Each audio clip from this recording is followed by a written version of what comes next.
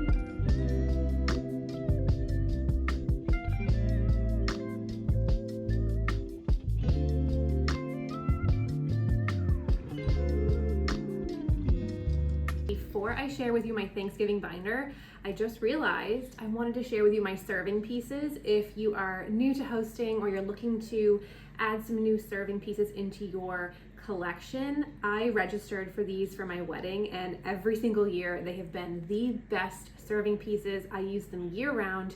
A tip I got reading Anna Garten's cookbooks is to get white serving pieces because they match every decor, every season, which I love. I switch out my linens, my napkins. These were the best decision I could have made when I registered at my wedding.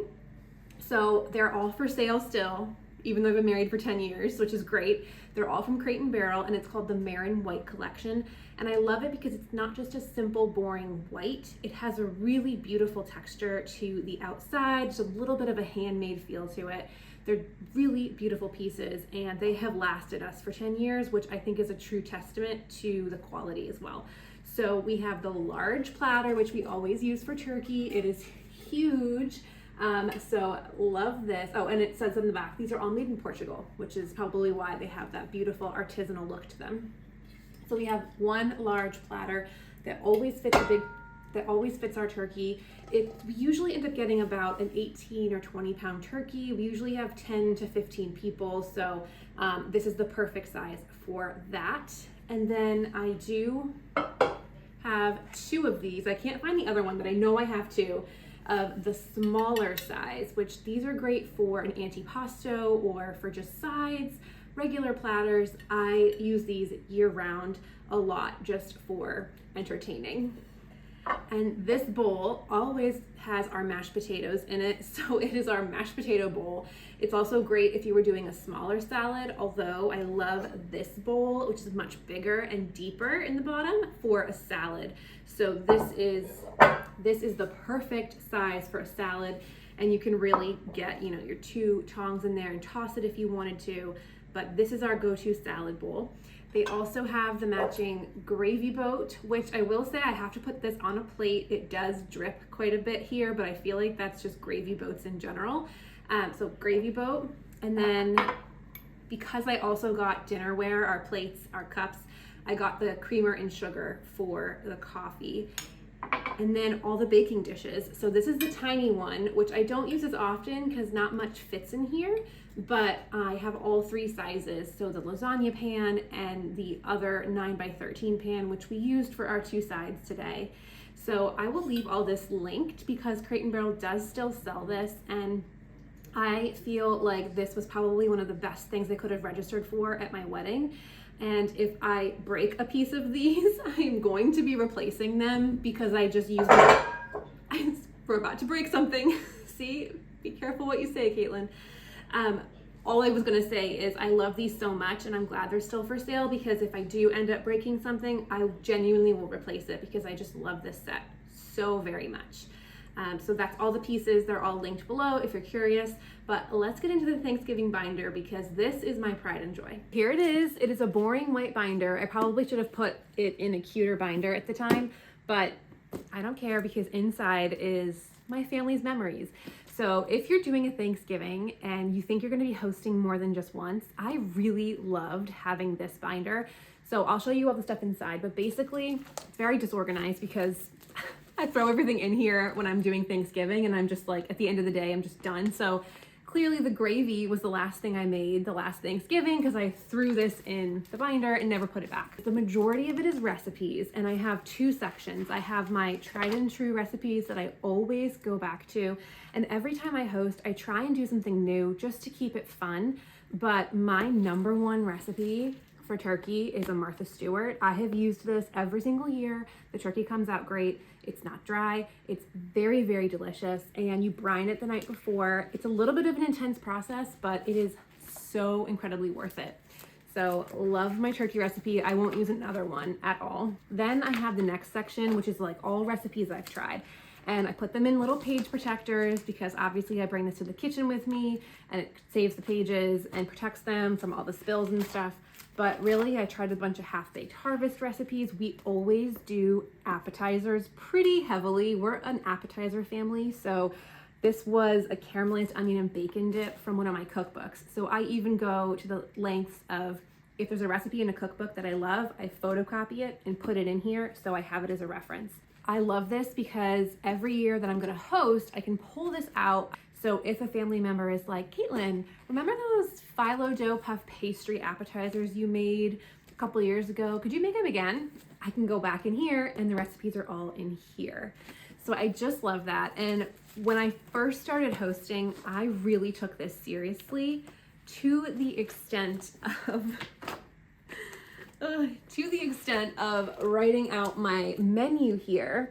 And I would put how many people are coming, because some years we have some people and they go to our family and then their in-laws family and flip-flop. So it's always different who we have here. But I would always make a menu of what we had. And then sometimes if I do have people bringing stuff, I'll put their name next to it just so that I know who's bringing what. But it's really fun to look back on this and keep track of what we had each year. So kind of keeping in line with like the journal diary thing, I also made a guest list. So these are all the people that I invited in 2016. So you can see I invited 19 people. All 19 didn't come, but I did invite them. So then I go into the tablescape, and I am a tablescape lover. So this was 2016, and I basically went on my Pinterest board and brought it to life. And then in the very beginning, I made invitations and I sent them out. Here is one of them. This one is from 2016. So this was our second one. So we sent out these invitations and I did them through tinyprints.com. So they're like really nice invitations. And I feel like in the beginning, it was just really fun for people to get a physical invitation to Thanksgiving. First invitation. So it's kind of Halloween-y now that I'm looking at it. Probably wouldn't be what I picked 10 years from now, but hey, who cares? It's nice to have this as a little memento. But this was our invitation for our very first Thanksgiving, 2 months after being married. And I was just over the moon excited to put my cooking skills to the test and really treat my family. I think that's one of the reasons why I love hosting Thanksgiving, is because it is welcoming and warm. We love our home being filled with people, and we love good food. We love to shower people with good food and good times, and of course a few cocktails. So this was sort of my opportunity to create a tradition that I absolutely love, and I have just loved hosting ever since.